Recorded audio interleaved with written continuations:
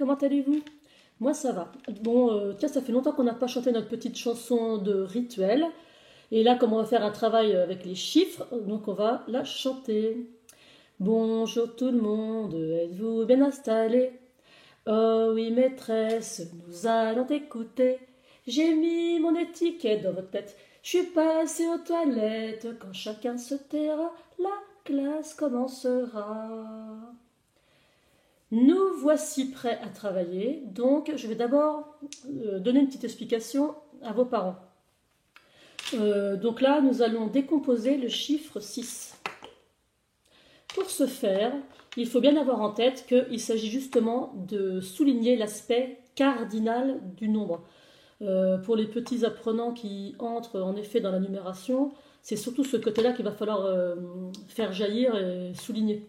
Parce que quand on regarde ce nombre-là, 6, ah oui, bon, 6 il est après le 5, avant le 7, ok. Mais les enfants, eux, ils vont avoir tendance à considérer que c'est une entité à part entière. Or, 6, c'est ça. C'est une addition de plusieurs petites quantités. Et c'est ce côté-là qu'il va falloir vraiment, sur lequel il va falloir vraiment insister. Donc c'est ce que nous allons voir. Alors c'est bien simple. Pour ce 6, je pense que tous les enfants ont des petits Legos chez eux. Donc les enfants, vous allez chercher 6 Legos de couleurs différentes, tous les 6. Et vous me ramenez une petite tour de 6. Ça, vous avez l'habitude, hein? Allez-y. Quand vous avez vos 6 Legos, et bien maintenant, on va voir. Donc ça, c'est 6.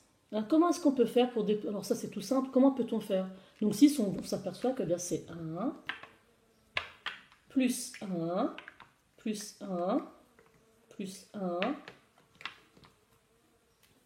plus 1 et plus 1. Donc 6, c'est 1. Ça, c'est selon la méthode de Rémi Brissot, excusez-moi. J'avais un trou de mémoire. Donc ça, 1 et encore 1, ce qui nous font 2. Et encore 1, ce qui fait 3. Et encore 1, 4. Et encore 1, 5. Et encore 1, 6. Donc 6, c'est 1, plus 1, plus 1, plus 1, plus 1, et encore plus 1. Voilà, ça c'est la façon la plus simple. Ensuite, comment peut-on faire? Comment peut-on obtenir encore 6? On peut faire 3, on le voit là, 3 et 3. Donc là on a 3, Lego, et là on a encore 3.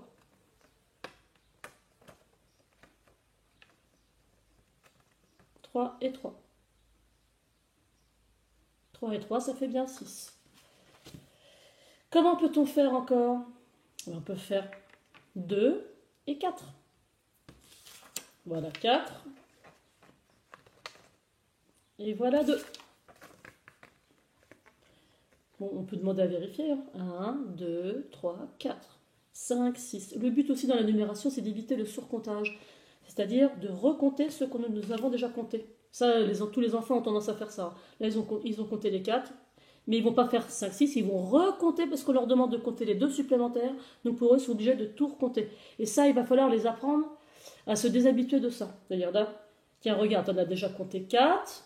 Là, il y en a combien? 2. Donc on les ajoute. 1, 2, combien ça fait? 4, 5, 6. Ça fait bien 6. D'accord. Qu'est-ce qu'on peut faire d'autre? Eh bien, on peut faire 5. Hein. On peut faire 5. Et là, j'en ai combien? Là, j'en ai 1. 5 et 1, ça fait bien 6. Alors, à ce stade de l'année, là, de moyenne section, là, en fin d'année comme ça, ils savent, tous les bonnes sections savent que 5, ça fait 5. C'est très important, ça aussi. Très important. Ça fait 5, ça fait 10. Et ça, on évite le surcomptage, justement. 5 et 1, ça fait 6. On est bien, là. Voilà. Donc, on peut s'amuser à empiler pour que ça soit plus clair aussi. On peut le faire en empilant. Donc, 5 et 1, ça fait bien 6. 4 et 2, ça fait bien 6. 3 et 3, ça fait bien 6. Et là, c'est très important. Ce qui est intéressant avec les Legos, c'est qu'on voit le rapport d'égalité. Là, on voit que nous avons une tour de 3, nous avons une tour de 3. La tour ensemble, elle fait 6. Mais 3 et 3, c'est égal. 4 et 2. Là, on voit que 2 est plus petit que 4. 5 et 1, 6. Donc voilà, on peut s'amuser à l'infini. Là, je vous ai donné un petit exemple comme ça, vite fait. Mais... Donc on peut décomposer comme ça tous les nombres. Hein. Le 3, le 2. Alors je dis bien le mot nombre, puisque là, on prend les nombres en termes de nombres composés, de quantité. Donc de composés de chiffres. Voilà, donc on peut s'amuser à décomposer le 3 pour les plus petits, on peut s'amuser le 2, le 4. Et ça, ce qui est intéressant, c'est de faire les correspondances. 2 et 2. 2 et 2, ça fait 4. Ah, là aussi c'est intéressant. 2 plus 2, ça nous fait 6. Bon, après, c'est une petite introduction à la multiplication.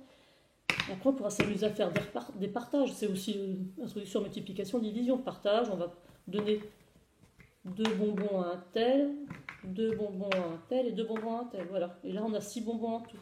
Enfin, voilà. On peut s'amuser énormément avec les Lego de façon très pédagogique. Voilà. Au revoir. À bientôt.